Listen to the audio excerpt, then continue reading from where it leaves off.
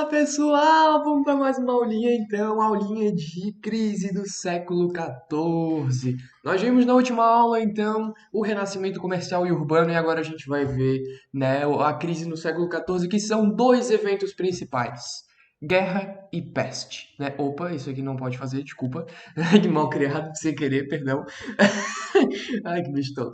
Então temos a Guerra dos 100 Anos e a Peste Negra, e a aula de hoje é sobre isso. Vamos que vamos, vamos estudar. E é nóis, vamos embora. Guerra dos 100 Anos, que não durou 100 anos. Ah, mentira, né? Porra, que coisa mentirosa, né? Então a Guerra dos 100 Anos, que foi de 1337 a 1453, ou seja, durou 116 anos, né? Não foram 100 anos, como tá dizendo aí. Foi uma guerra longa demais, né? Por que que ela foi tão longa? Porque ela teve intervalos, né? Não foi uma guerra contínua, né? Não é a gente se matando todo dia. Então a gente guerreia aqui por 3 meses, dá uma paradinha de um mês, depois volta, né? E assim vai.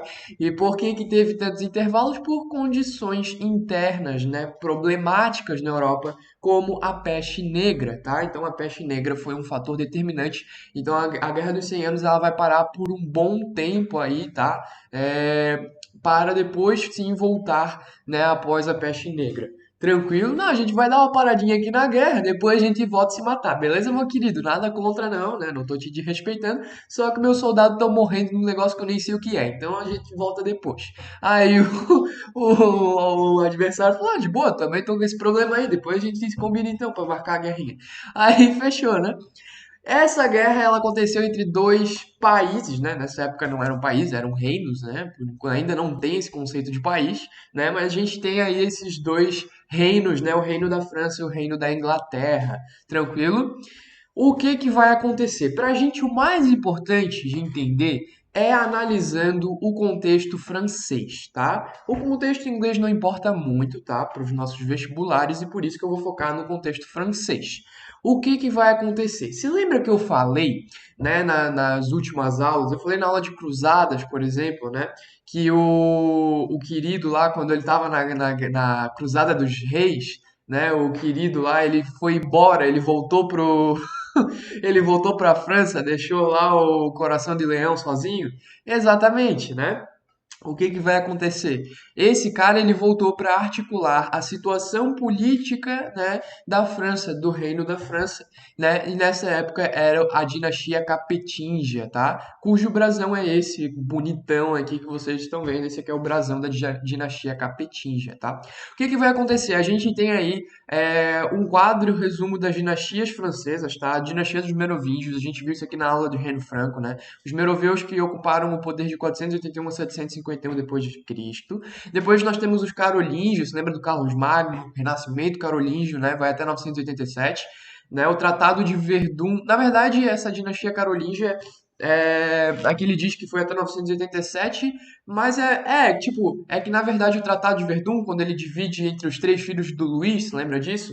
Que, né, ferrou com todo o Império Franco, aí surgiu o Reino Franco. E aí no Reino Franco, alguns carolíngios ainda continuaram, né, a governar. E aí depois a gente vai ter a transição para a dinastia Capetinga, tranquilo? Que vai de 987 a 1328.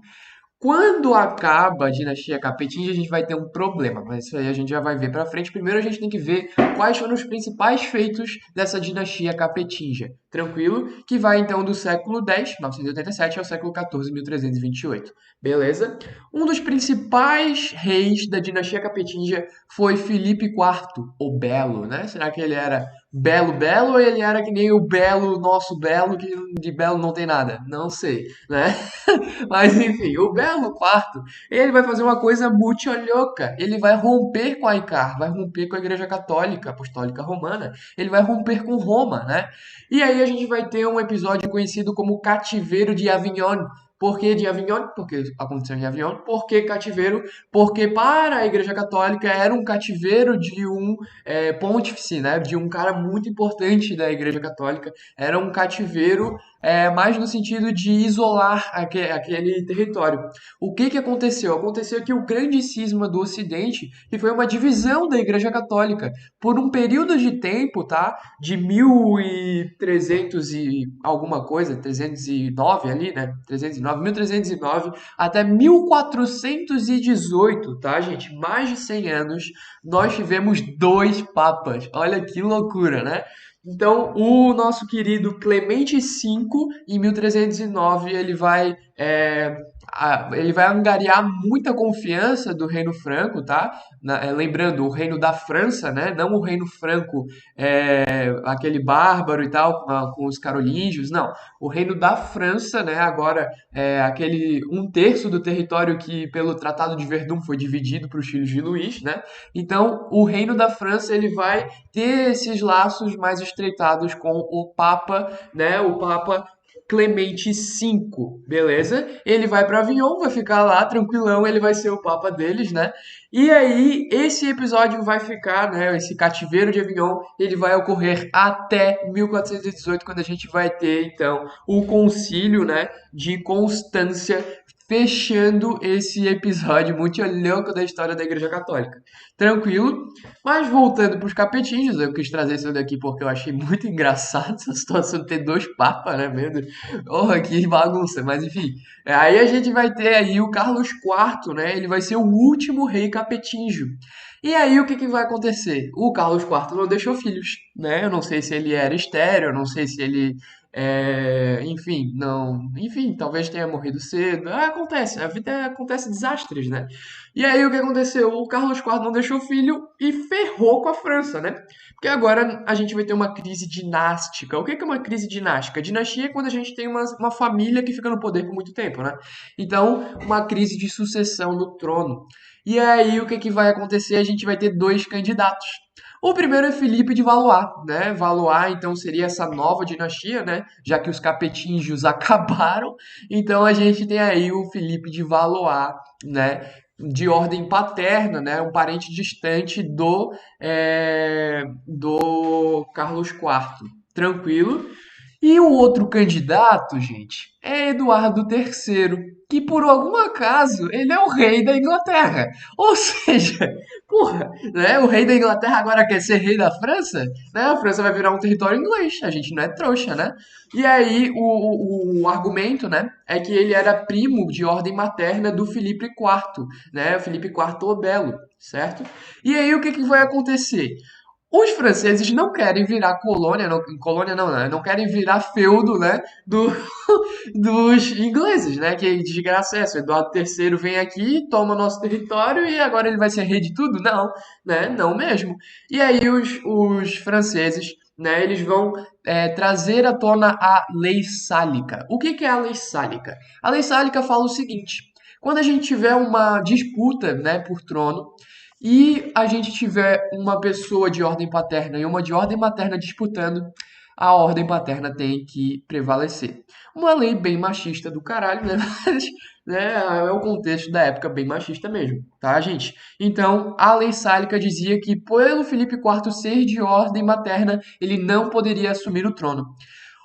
Os ingleses curtiram isso? Nem um pouco. Os ingleses queriam aquele território. E aí a gente vai ter então o início da Guerra dos 100 Anos. O que que é o início da Guerra dos 100 Anos? Uma disputa de trono, né? Então os ingleses querem governar a França não quer os ingleses governando a França, e por isso a gente vai ter um embate, fechou, temos o circo armado perfeito para ter uma guerra aí muito longa. Beleza, galera? Como que vai funcionar? Os ingleses e os franceses, eles já tinham se bicado no passado, eles já eram rivais, tá? Muito por conta de os ingleses, né, do reinado de Guilherme, se não me engano, Guilherme III, o Conquistador, eles vão invadir a França, tomar vários territórios, como, por exemplo, Flandres, né? A gente viu na aula de Renascimento Urbano e Comercial que Flandres, né, ali na região da Champagne, né, Champagne, é uma região muito rica comercialmente, tá? É uma região muito rica mesmo, cidades muito ricas. E aí os ingleses estão de olho nisso, né? Os ingleses querem crescer seu comércio, querem crescer, né, suas possessões, querem crescer a sua influência. E por isso os ingleses vão dominando determinados territórios franceses, como Flandres, tá?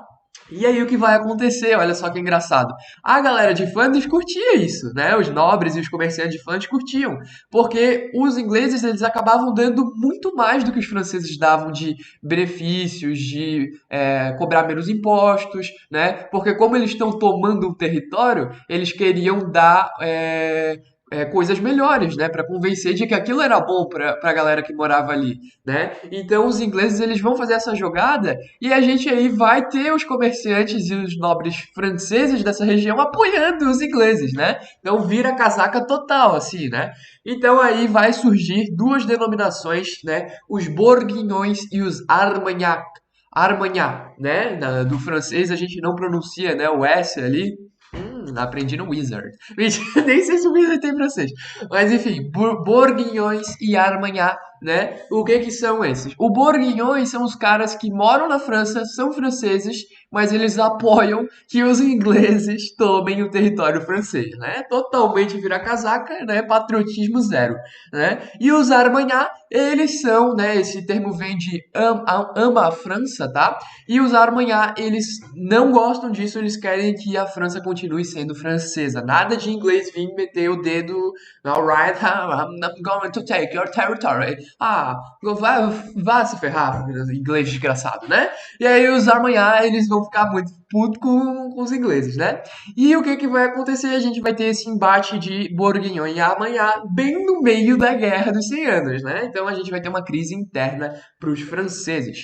O que que vai acontecer? A gente vai ter aí na França sendo o palco principal dessa guerra, tá? Os ingleses eles vão tomar a frente, vão comandar as ofensivas e nas batalhas de Crécy, Poitiers e Brittany, né, de 1347 a 1348, nós vamos ter um êxito inglês. O que que é um êxito? Uma vitória inglesa, né? Os ingleses eles vão conseguir, né, ficar mais bem estruturados, melhores táticas de guerra, uma avançada, né, uma ofensiva muito rápida que vai pegar os franceses de surpresa e vai acabar dominando esses territórios. Beleza, galera?